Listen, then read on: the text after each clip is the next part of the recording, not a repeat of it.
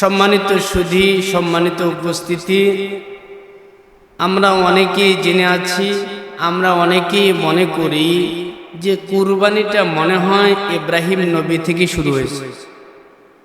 কোন নবী? ইব্রাহিম নবী। এই কথাটা সঠিক নয়। কুরবানির ইতিহাস মানুষকে রব্বুল আলামিন যখন সৃষ্টি করেছেন আদম নবী থেকে কুরবানি চলে আসতেছে। আদম নবী থেকে কুরবানি চলে আসতেছে, কিন্তু এক এক নবীর জামানায় এক এক ভাবে কুরবানি রব্বুল আলামিন নিয়েছে। আজকে আমি আলোচনা করব কুরবানির ইতিহাস। আবার জিলহজ মাসের প্রথম 10 দিনের দাম রব্বে কারীমের কাছে অনেক বেশি। জিলহজ মাসের কালকেই 1 তারিখ, তাই না?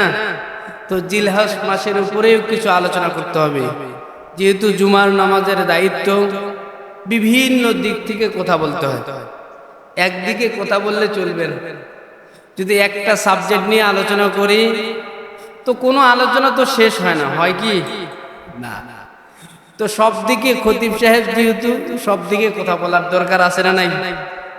তো কুরবানির ইতিহাস বলতে গেলেই তো 10 বছর। কয় বছর? কয় বছর লাগবে? অতলু আলাইহিম নাবা আবনাই আদম বিল হক।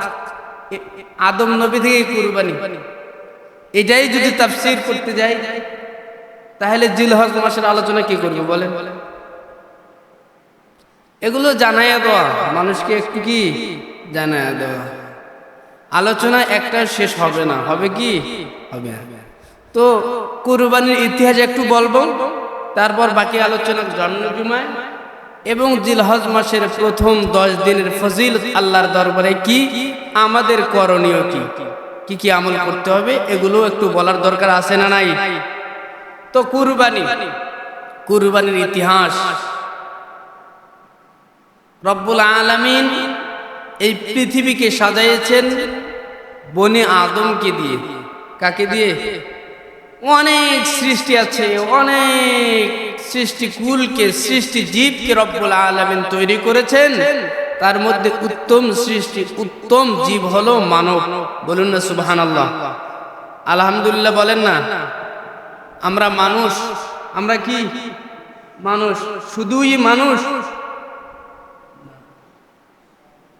আমরা আবার শেষ নবীর উম্মত। কোন নবী? শুধু কি শেষ নবী না, আমরা আবার শ্রেষ্ঠ নবীর উম্মত। কোন নবী? শ্রেষ্ঠ নবী।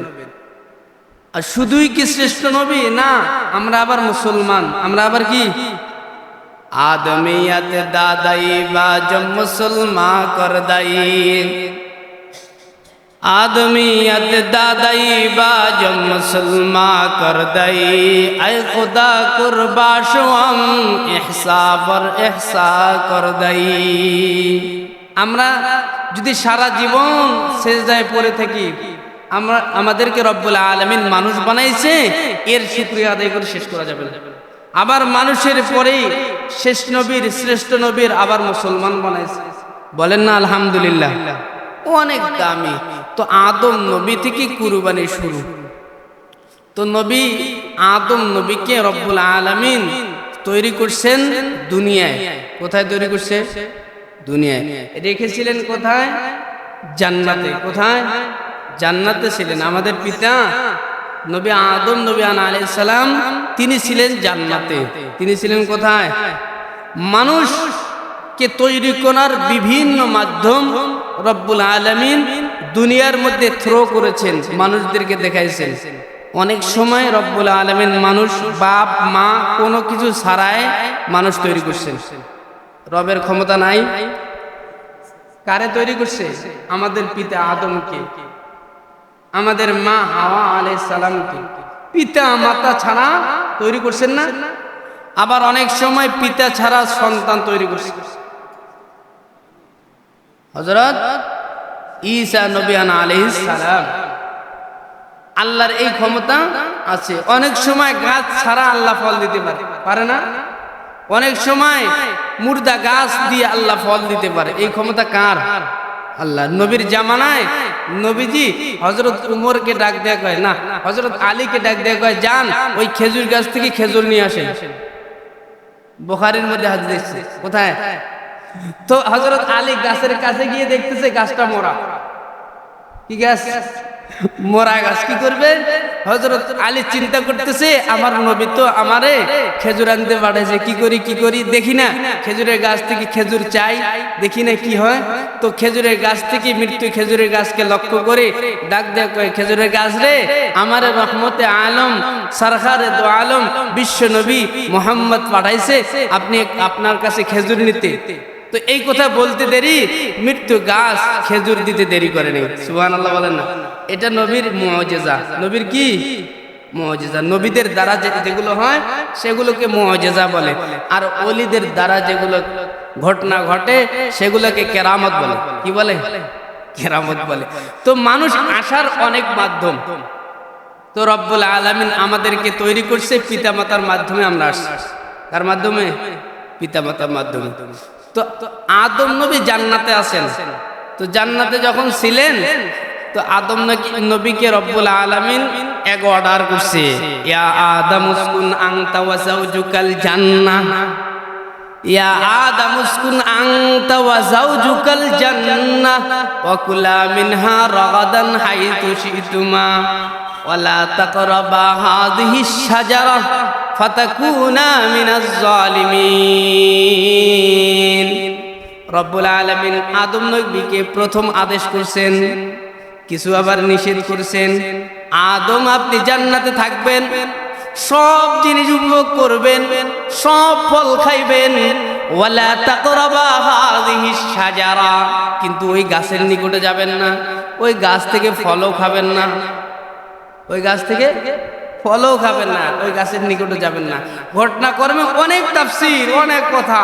ওই ফল আম্মাজান হাওয়া আলাইহিস সালাম আদম নবীরে আমাদের পিতাকে দিছে, ওই ফল খেয়ে বলছে আল্লাহ বলে জান্নাতে থাকা হবে না। কুল্লাহ বিতু মিনহা জামিআ ফাইম্মা ইয়াতিয়ান্নাকুম মিনহা রাগাদান হাইতু শিতুমা ওয়ালা তাকরাবা হাযিহিশ শাজারা, তুমি ওই গাছের ফল খাইছো আর জান্নাতে থাকার দরকারে যান, চলে যান। তো আদম নবী একদিকে গেছে, হাওয়া আলাইহিস সালাম আরেক দিকে চলে গেছে। তাফসীরের মধ্যে এসেছে আদম নবী সেই সময় গাছের 3টা পাতা দিয়ে তার লজ্জাস্থান ঢেকেছিলেন। তো সেই থেকে মানুষের কাপনের কাপড়, পুরুষের কয়টা? 3টা। পুরুষের কাপনের কাপড় কয়টা? 3টা। আর মেয়েদের 5টা। ওইখান থেকে, কোন জায়গা থেকে? ওইখান থেকে চালু হয়েছে। তো আদম নবী একদিকে চলে গেছে, আমাদের আম্মাজান আরেক দিকে। তো চলতে চলতে চলতে অনেক দিন চলে গেছে। এক সময় দুইজন আম্মাজান আব্বাজান ওই আরাফার ময়দানে উপস্থিত হয়েছে। কোন জায়গায়? কোন জায়গায়? আরাফার ময়দান তো অনেক বড়, কিন্তু একটা জায়গা আছে, ওই জায়গায় দুইজনের সাথে দেখা হয়েছে। কোন জায়গা? জাবালে সুবহানাল্লাহ বলেন না, জাবালে রহমত। ওই জায়গায় দেখা হয়েছে, অনেক কথাবার্তা হয়েছে। ওই জায়গায় তো থাকা যায় না, কয় চলো আমরা আরেক জায়গায় যাই। কোন জায়গায় চলে গেছে? মুজদালিফা। কোন জায়গায়? মুজদালিফা। হাজিরা যায় আল্লাহর কাছে। এই সিস্টেমটা অনেক মহাব্বতের, অনেক ভালোবাসার। কয় না এই জায়গায় থাকা যাবে না, যান মুজদালিফায় চলে যান। মুজদালিফা, ওই জায়গাটার নাম মুজদালিফা কেন? এই জন্য ওই জায়গাটার নাম মুজদালিফা যে দুইজন একত্রিত হয়ে ওই জায়গায় ছিলেন, সেই জন্য হাজিরা রাতের মধ্যে গিয়ে ওই জায়গায় থাকে না, থাকে না, মুজদালিফায় রাত যাপন করে। কেন যাপন করে কখনো তো মাথায় আনলেন না। মানে এই এই পদ্ধতিটা, হজের মৌসুমটা অনেক গুরুত্বপূর্ণ। আমাদের জন্ম লগ্ন, আমাদের আদি পিতা থেকে এটা চালু হয়ে আসতেছে হজের মৌসুম। তো মুজদালিফায় ছিলেন, সেখান থেকে একসাথে থাকতেছেন, মিলামিশা চলতেছে। আদম নবী বেঁচে ছিলেন কত বছর? 960 বছর। কত বছর জানি না। আমাদের পিতার বয়স কত? এগুলোই ওয়াজ।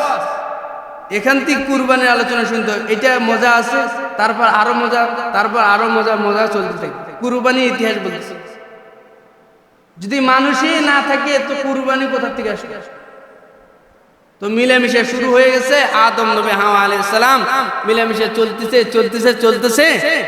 তো আল্লাহ পাক রব্বুল আলামিন সন্তান দেওয়া আরম্ভ করে দিলেন।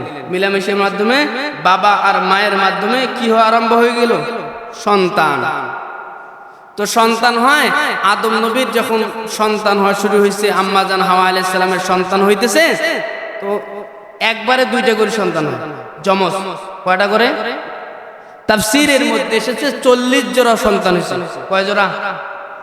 আদম নবী নিজের জীবন দশায় 960 বছরে আদম নবী তেনার সন্তানের সংখ্যা দেখে গিয়েছিলেন 40,000। বলুন না সুবহানাল্লাহ। 40,000 সন্তানকে দুনিয়ায় দেখেছেন। তাহলে কত বড় নবী, তাহলে কত বয়স পাইছে, তাহলে কি ব্যাপার? আমাদের হায়াত কয় বছর? 60 বছর, 70 বছর, জোর 80 বছর এরকম, তাই না? তো আমরা অনেকে মন খারাপ আছে না নাই? এত কম বয়স, তাড়াতাড়ি মারা যাবে, এই বিষয়ে চিন্তিত হওয়ার কোনো কারণ নাই। আল্লাহ প্রিয় বস্তু দিয়ে কাম নেয় কম, আবার উপহার দেয় বেশি, কষ্ট করায় কম। যদি আমাদের বয়স 900 বছর, 1000 বছর হায়াত পাইতাম, তাহলে কত বেশি নামাজ পড়তে হইতো বলেন তো? কতবার হজ করতে হইতো, কত দান করতে হইতো, কিন্তু ওগুলো আমাদের জীবনে নাই। আমরা আমল করব কম, সবার আগে জান্নাতে যাব। বলেন না সুবহানাল্লাহ। এটা রব্বুল আলামিন মোহাব্বত করছে আমাদেরকে। কি করছে? কয় বেশি কাজ করা লাগবে না, বেশি দিন দুনিয়ায় থাকা লাগবে না, শুধু তাড়াতাড়ি চলে আসো আমার দরবারে। মোহাব্বত গর শাবাদ জাহির বসরত, মোহাব্বত গর শাবাদ জাহির বসরত, হামা আলম শাবাদ আশিক জরুরত। الزهارا از محبت آفرید از محبت জুমলা আলম এবতেগি। মোহাব্বত করে তৈরি করছে, বেশি কাজ করা লাগবে না, তাড়াতাড়ি চলে আসো। বেশি কাজ করা লাগবে না, তাড়াতাড়ি চলে আসো। তারা 900 বছর, 950 বছর, 1000 বছর হায়াত পেয়েছে অন্য অন্য নবীর উম্মতগণ, কিন্তু তারা যা করছে আমরাও তাই করি না? করি না? তো আদম নবী মিলামিশা শুরু করছে, বাচ্চা হইতেছে। তো ঘটনা করবে, দুইটা করে বাচ্চা হয়। একবারে কয়টা করে? আম্মা জানের দুইটা করে বাচ্চা হয়। তো একবারে যে দুইটা করে বাচ্চা হয়, একটা ছেলে হয় আর একটা মেয়ে হয়। তো একবার হাবিল আর ইকলিমা, কি নাম বলেন না? হাবিল আর ইকলিমা, হামজা কাফ লাম ইয়া মিম আলিফ, ইকলিমা। আর একবার হাবিল আর লায়ুজার জন্ম হয়েছে। তো 4 জন হলো। কয়জন হলো? এই 4 জন সন্তান বড় হইতেছে। এক পর্যায়ে রব্বুল আলামিন জিবরাইল আমিনকে পাঠায়, দেখো জিবরাইল যান। কোথায় যাব? কয় আমার হাবিব আদমের কাছে যান। আদমের কাছে আসছে, এসে বলতেছে আমার আল্লাহ পাঠাইছে। কেন পাঠাইছে? কয় আপনার সন্তানরা বড় হয়েছে, এদেরকে বিবাহ দিয়ে দেন। সুবহানাল্লাহ বলেন না? বিবাহ শাদী দিয়ে দেন। দেখেন ভেজাল কোন জায়গায় লাগবে। তো বিবাহের যখন ব্যবস্থা করা হয়েছে, তো সেই সময় সেই শরীয়তে আদম নবীর সন্তানের মাধ্যমে একটা শরীয়ত চালু ছিল যে যেই সন্তানের সাথে যেই মেয়ের জন্ম হলো, একবারে এক ছেলে আর এক মেয়ে, ভালোভাবে বুঝতে হবে, একবারে এক ছেলে আর এক মেয়ে। মনে করেন কাবিলের সাথে জন্ম হয়েছে ইকলিমা, তাহলে এরা 2 ভাই। হাবিলের সাথে লায়ুজার জন্ম হয়েছে, এরা 2 ভাই। তো 2 জনের সাথে একই সাথে যেই ভাই আর বোন একসাথে জন্মগ্রহণ করছে, এদের মধ্যে বিবাহ হবে না। কাদের মাধ্যমে? এই ভাই কাবিল লায়ুজার সাথে হবে, আর হাবিল ইকলিমার সাথে হবে। এটা তখনকার শরীয়তে ছিল, আদম নবীর শরীয়তে ছিল। তো আদম নবীর শরীয়ত, আদম নবী বলছে ঠিক আছে, বিবাহের ব্যবস্থা করছে আদম নবী। কই কার কার সাথে বলতে বিবাহ হবে? কাবিল তোমার বিবাহ হবে লায়ুজার সাথে, আর হাবিল তোমার বিবাহ হবে ইকলিমার সাথে। কাবিল গরম হয়ে গেছে। কই কেন? তখন থেকে মানুষের জাত স্বভাব, তখন থেকে মানুষের গরম শুরু। কোন জায়গা থেকে? এই কুরবানির ইতিহাস তখন থেকে প্রথম রেশ গোসা রাম। কই কেন বাবা? আমার তো বেশি হকদার, আমরা 2 ভাই বোন এক মায়ের গর্ভে একসাথে ছিলাম, আমি ইকলিমার বিবাহ করব, আমি কাবিল, আমি তার বিবাহ করব, ওর কেন বিবাহ ওর সাথে হবে, হাবিলের সাথে? না, এটা তো মানায় না। কেন জানেন এই ঘটনা কেন ঘটেছে? এর একটা কারণ আছে। ইকলিমা একটু সুন্দর বেশি ছিল। কি ছিল? আল্লাহ যে পর্যায়ক্রমে একটু তার থেকে একটু কম সুন্দর ছিল, কম সুন্দরের ছিল। এজন্য কাবিল বলতেছে, বাবা আমি ইকলিমারে বিবাহ করব। যুক্তি বলে আমরা দুইজনে একসাথে ছিলাম, শয়তানের যুক্তি। কার যুক্তি? এটা শয়তানের যুক্তি। আমরা দুই ভাই বোন একসাথে ছিলাম, দুই ভাই বোনের একসাথে বিবাহ হবে। আদম নবী বারবার বুঝাইতেছে, না হবে না। তখন আদম নবী ডাক দিয়ে কয়, বেটারে একটা পন্থা আছে, আল্লাহর হুকুম দিয়েছে এই ঘটনা যদি তোমরা এই হুকুম যদি না মানো, অন্য আরেকটা ঘটনা আছে, আরেকটা পন্থা আছে, যদি সেইটা মানতে পারো, সেটা যদি করতে পারো, তাহলে আল্লাহর এই হুকুম অন্যথায় নিয়ে যাওয়া যাবে। কয় কি হুকুম? কয় ঠিক আছে, আল্লাহ যে হুকুম দিছে এটা কুরবানির মাধ্যমে তোমরা একটু এটাকে পাল্টানোর চেষ্টা করো। তোমাদের কার মনের নিয়ত কত বেশি আল্লাহ দেখতেছে, তোমরা একটু কুরবানি করো। যার কুরবানি কবুল হবে সে অবশ্যই আল্লাহর হুকুমের উপর অটুট রয়েছে, ওইটাই ফিক্সড। তো কাবিল কাঁচা মালের ব্যবসা করতো, তরকারি ফল ফলাদি আবাদ করতো, আর হাবিল করতো উট দুম্মা গরু মহিষ এগুলো আবাদ করতো। তো দুইজনের দুই প্রিয় বস্তুকে পাহাড়ের মধ্যে রেখে আসছে। যাও, তো হাবিল একটা দুম্মা পাহাড়ের মধ্যে রেখে আসছে, আর কাবিল কিছু শাক সবজি পাহাড়ের মধ্যে রেখে আসছে। গল্প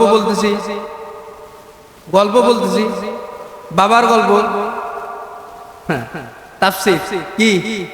আতলু আলাইহিম নাবা আবনাই আদম বিল হক ইয ক্বাররাবা কুরবানান ফাতুকবিলা মিন আহাদিহিমা ওয়া লাম ইউতাকাব্বাল মিনাল আখার ক্বালা লাআকতুলান্নাক ক্বালা ইন্নামা ইয়াতাকাব্বালুল্লাহু মিনাল মুতাকাব্বিলিন। তো দুই ভাই দুই প্রিয় বস্তু মাঠের মধ্যে পাহাড়ের মধ্যে রেখে আসছে। তো পাহাড় মধ্যে যখন রেখে আসছে, তো আসমান থেকে একটা আগুন এসে হাবিলের ওই দুম্মাকে তুলে নিয়ে গেছে। সুবহানাল্লাহ বলেন না? তখন কাবিল তো আরো গরম, আমার কুরবানি কবুল হইল না, কি করা যায়? কয় আমি আমার ভাইয়ের কতল করব, আমি আমার ভাইয়ের কি করব? মেরে ফেলবো। এখান থেকে একটা শিক্ষা, কুরবানি করার আগে দিল কি করতে হবে? আল্লাহর জন্য কি করতে হবে? রুজু করতে হবে। শুধুমাত্র কেবলমাত্র কুরবানি করছেন আর হয়ে গেছে কবুল না। হাবিল তার দিল সম্পূর্ণ আল্লাহর জন্য কুরবানি করছে, বিবাহের জন্য নয়, কোনো কিছুর জন্য নয়। আমার বাবা নবী মানুষ কুরবানি করতে বলছে, আমি আল্লাহর জন্য কুরবানি করব। যা পয়সা আল্লাহর কাছ থেকে হয় তাই মেনে নেব। তো কুরবানি করে ফেলছে, তার কুরবানি কবুল হয়ে গেছে। এদিক দিয়ে আদম নবীকে আল্লাহ পাক রব্বুল আলামিন হজে যাওয়ার আদেশ করছে, আপনি হজে চলে যান। আপনি কোথায় যান? আরে কুরবানির সাথে হজ অ্যাক্টিভ আছে না নাই? আপনি যান, হজে যান। তো আদম নবী হজে চলে গেছে। এদিকে রাগ, গোসা, অহংকার ভাইয়ের উপর, আমি ইকলিমারও পাইলাম না, আবার আমার কুরবানিও কবুল হইল না, এরে মারি ফেলতে হবে, এরে কতল করতে হবে। তাফসীরে ক্বালা লা আকতুলান্নাক ক্বালা ইন্নামা ইয়াতাকাব্বালুল্লাহ। তার কুরবানি কবুল হয়ে গেছে, আমার কুরবানি কবুল হয় নাই, না মেনে নেওয়া যায় না। ওই ভাইয়ের কতল করে ফেলতে হবে, মেরে ফেলতে হবে। কিন্তু পৃথিবীর ইতিহাসে এর আগে কেউ কাউকে মারে নাই, পৃথিবীর ইতিহাসে কেউ কাউকে জবাই করে নাই, এটাই প্রথম। কিভাবে কতল করবে ও অনেক দিন যায়, অনেক প্ল্যান করে, কিন্তু কিভাবে ছোট ভাইকে মেরে ফেলবে, কিভাবে হাবিলকে মেরে ফেলবে, এটা নিদর্শন পায় না। ঘুরতেছে আবাদ করে আর ঘুরে, আবাদ করে আর ঘুরে। এক সময় শয়তান মানুষের আকৃতি ধারণ করছে, করার পর ওই মানুষটার সামন দিয়ে একটা সাপ যায়। কি যায়? সাপ যাইতেছে। তো শয়তান মানুষের আকৃতি ধারণ করে একটা পাথর নিয়ে সাপের মাথার উপর মারছে। তো মাথার উপর যখন মারছে হাবিল, কাবিল দেখতেছে, কাবিল কি করতেছে, দেখতেছে। এইভাবে মারলো, পাথরটা মারছে যখন, সাপটা মাথার উপর আঘাত খেয়ে সাপটা জায়গায় শেষ। তো জায়গায় যখন শেষ, এ মনে মনে চিন্তা করতে, এভাবে তো মানুষকে মারতে হয়। শয়তান দেখাই দিছে, শয়তান কি করছে, দেখাই দিছে। তো প্ল্যান করতেছে ভাইকে মারা লাগবে। তো কাবিল একটা হাতের মধ্যে পাথর নিছে, নেওয়ার পর হাবিলকে মারবে। ও অনেক দিন ধরে প্ল্যান করে, পাহাড়ের মধ্যে নিয়ে গেছে, নিয়ে যে বলছে আমি আপনারে মারবো। কয় কেন? ইন্নী উরিদু আন তাবুআ বিইসমি ওয়া ইসমিকা ফাতাকুনা মিন আসহাবিন নার। ভাইরে আজকে তোর কিন্তু ক্ষমা নাই। কয় কেন? কয় আমার কুরবানি কবুল হয় না, আমি ভালো সুন্দরী একটা স্ত্রী পাইলাম না, তোর আর বাঁচার কোনো ক্ষমতা নাই। হাবিল ডাক দেয়া কয় ভাইরে, আমার যদি আপনি কতল করে ফেলেন, আমার যত গুনাহ আছে, আমার যত পাপ আছে, সব পাপ তোমার কাঁধের উপর চলে যাবে। এই পাপ নিয়ে কিয়ামতের ময়দানে তোমার দাঁড়াইতে হবে। কয় কোনো সমস্যা নাই। কাবিল কি বলতেছে? কোনো সমস্যা। এই কথা বলতে বলতে একদম দিছে মাথার মধ্যে, একদম জায়গায় শেষ, ডেড বডি। এখন যেহেতু মেরে ফেলছে, এখন লাশটা কোথায় দাফন করবে? পৃথিবীতে এইরকম হত্যাকাণ্ড আর কখনো ঘটে নাই। তো লাশ কোথায় দাফন করবে? তো অনেক দিন, অনেক বছর কাবিল হাবিলের কাঁধের মধ্যে নিয়ে ঘুরে, লাশটা নিয়ে ঘুরে। বাবা তো হজে চলে গেছে। কোথায় গেছে? হজ কি 10 দিনে শেষ? আরে কিছুদিন আগে তো মানুষের হজ করতে 3 মাস যেত, তার আগে 6 মাস, তার আগে 2 বছর 4 বছর চলে যেত। আগে আমাদের এলাকায় এক হাজি গেছে, তার নাকি 1 বছর চলে গেছে। আমি ওই হাজি সাহেবকে দেখছি, কয় যাইতে যাইতে পানি দিয়ে যেতে অনেক দিন চলে গেছে। তো আদম নবী হজে চলে গেছে, তো কিভাবে এই লাশটা দাফন করবে? লাশটা দাফন করবে কিভাবে? নবী তো ছিল, নবীর উপর ওহী আসে নাই। শয়তান যে, তার জন্য শয়তানের মতো একজন শিক্ষক পাঠিয়েছে। কাবিল দেখতেছে 2 কাক একসাথে মারামারি করে। কি করে? তাফসীরে একাডেমিক আলোচনা বুঝবেন না, ভালো করে শুনতে হবে। 2 কাক একসাথে মারামারি করতেছে, করার পর এক কাক বেশি জোরে আরেক কাককে আঘাত করছে। তো জায়গায় ফিনিশ। যখন শেষ হয়ে গেছে, তখন ওই কাকটা মাটি তুলতেছে, তুলার পর ওই যে কাকটা মারা গেছে, ওকে ওই মাটির উপর দিয়ে মাটি দিয়ে ঢাকা দিচ্ছে, মাটির নিচে দিয়ে মাটি দিয়ে ঢাকা দিছে। তো কাবিল দেখতেছে এইভাবে তো দাফন করতে হয়। তো ভাইকে তখন মাটি খুঁড়ে খনন করার পর হাবিলকে ওই কাক যেভাবে দেখাইছে ওইভাবে দাফন করে দিছে। এখান থেকে শিক্ষা কি? তখন তো নবী ছিল, নবীর উপর ওহী আসতে পারতো। আদম নবী ছিল না, নবীকে দিয়ে জানাইতে পারতো দাফন করতে হয়। তো কাবিলের জন্য কাক কেন পাঠাইলেন? এখান থেকে শিক্ষা হলো, খারাপ মানুষের জন্য খারাপ বস্তু দিয়ে রব্বুল আলামিন শিক্ষা প্রদান করেন।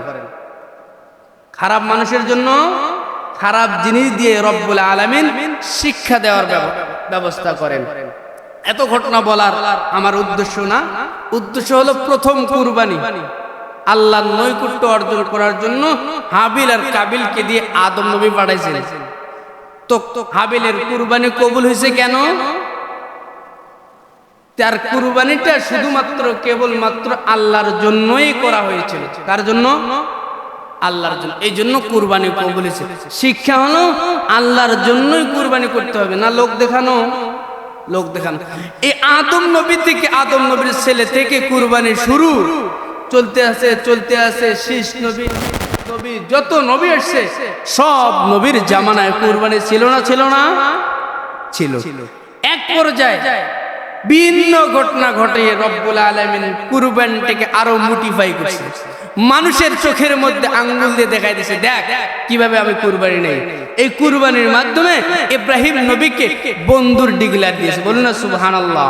কোরআনের মধ্যে আছে, ওয়াইদ বিতাল্লা ইব্রাহিম রাব্বুহু বিকালিমাতিন ফাতাম্মাহুন্না। وإذ ابتلى إبراهيم ربه بكلمات فأتمهن قال إني جاعلك للناس إماما قال ومن ذريتي قال لا ينال عهد الظالمين। ইব্রাহিম নবীর উপর রব্বুল আলামিন অনেক পরীক্ষা দিয়েছে। অনেক পরীক্ষা দেওয়ার পর সমস্ত পরীক্ষায় 100 নাম্বার পেয়ে গোল্ডেন A+ পেয়ে ইব্রাহিম নবী উত্তীর্ণ হয়েছে। বলুন না সুবহানাল্লাহ। তো ইব্রাহিম নবীর বয়স বাড়তেছে, মাথার চুল পেকে গেছে। বয়স বাড়লে ওই মাথার চুল ইব্রাহিম নবী থেকে সাদা হওয়া শুরু হয়েছে। কোন নবী থেকে? ইব্রাহিম নবী রাস্তা দিয়ে হাঁটে, কুরবানির ইতিহাস। কিসের ইতিহাস? ইব্রাহিম নবী রাস্তা দিয়ে হাঁটে, দেখবেন বুড়ারা যখন রাস্তা দিয়ে হাঁটে, অনেক যুবকরা বলে এই বুড়া যায় করি, এর কোনো কাজ নাই, এখন সব কিছু নাই, এখন শুধু আমরা খেলি, লুডো খেলি, আমরা ক্যাসিনো খেলি, এই জায়গায় এসে ডিস্টার্ব দেয়। সেই জামানার যুবকরা রাস্তার টার্নিং পয়েন্টে কয়েকজন যুবক নবী গল্প করতেছে, দেখে ডাক দেখায় এ নাকি নবী বুড়ো হয়ে গেছে, মাথার চুল পেকে গেছে, কোনো সন্তান হয় না। এ বুড়ো হয়ে গেছে, মাথার চুলগুলো পেকে গেছে।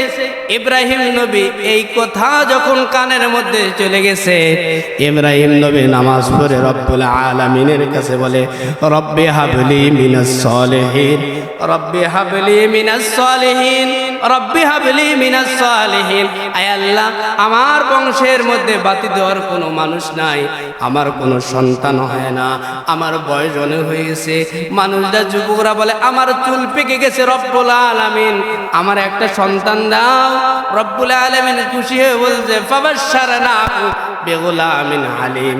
জান গো পয়গম্বর জান, আপনারে নেককার সন্তানের সুসংবাদ দিয়ে দিলাম। সুবহানাল্লাহ। তো বয়স বাড়তেছে 80 অথবা 90 অথবা 100-র উপরে, বিভিন্ন তাফসিরে বিভিন্ন ভাবে তেনার বয়স লিখেছেন। তো বয়স অনেক, হাড়ের মধ্যে শক্তি নাই, মাজার মধ্যে শক্তি নাই সন্তান হওয়ার। কিন্তু সন্তান দেওয়ার মালিক কে? বুড়ো বয়সে সন্তান দিয়েছে। এই বুড়ো বয়সে না পাওয়ার জিনিস পাইছে। এমপি হওয়ার কোনো কথা নাই, কিন্তু কেমনে এমপি হয়ে গেছে, কেমনে হয়ে গেছে। যেমনি হোক চেয়ারম্যান হওয়ার কোনো কথা নাই, কেমনে হয়ে গেছে। কিন্তু যখন সন্তান হওয়ার কোনো কথা নাই, কেমনে রব্বুল আলামিন খুশি হয়ে একটা সন্তান দিছে। আদর বেশি না কম? 10 বছর সন্তান হয় না, তারপরে যেই সন্তানটা হয় এর নাম লাগে লক্ষ্মী। কি নাম? লক্ষ্মী। কিরে ছেলের নাম আবার লক্ষ্মী কেমনে হয় না হয়েছে। এই জন্য 10 বছর পর অনেক ডাক্তার কাছে কোথালি কি লক্ষ্মী রেখেছো, কয় যখনই আমি বাসায় আসি ওরে না দেখলে আমার ভালো লাগে না। ইব্রাহিম নবী সন্তান পাইছে, বৃদ্ধ বয়সে সন্তান হয়েছে। তো কোথাও গেলে সন্তানের একটা চুমা দেয়, কোথাও থেকে আসলে সন্তানের একটা চুমা দেয়, আবার গোসল করায় দেয়। আমরা বুঝি দেই না? সন্তানদের মহব্বত আছে না একটা? সন্তানের গায়ের মধ্যে একটা ঘ্রাণ আছে, বাবা আর মা ছাড়া কেউ পায় না। সুবহানাল্লাহ বলেন না? এটা অন্য ঘ্রাণ, এটা বাবা আর মায়ের সাথে অ্যাটাচ করা আছে। তো ইব্রাহিম নবী সন্তান পাওয়ার পর সন্তানকে বেশি আদর করতেছে। আসমানের মধ্যে কথাবার্তা চলে, দেখবেন যেই মানুষটা বেশি ভালো তার গুজব কম হয় না বেশি হয়? বেশি। যেই মানুষটা বেশি ভালো তার সমালোচনা বেশি না কম? বেশি। তো ইব্রাহিম নবীর নামে সমালোচনা চলতে আসমানের মধ্যে, আল্লাহ আপনার ইব্রাহিম তো আপনার আর ভালোবাসে না, তারে আপনি একটা সন্তান দিছেন, ওই সন্তানটারে বেশি ভালোবাসে। কই থাম, আমি পরীক্ষা করব। কি করব? পরীক্ষা শুরু হয়ে গেলে যান এরে বনবাসে দিয়ে আসেন, এমন এক নগরীতে দিয়ে আসেন যেখানে কোনো কিছু নাই, যেখানে কোনো কিছু এখন আসেনি, এখনও তো নাই, শুধু বালু আর পাহাড়, শুধু পাথর আর পাহাড়, কিছু নেই। তো এখান থেকে সামনে জুমায় আলোচনা হবে। এখান থেকেই কোন জুমায়?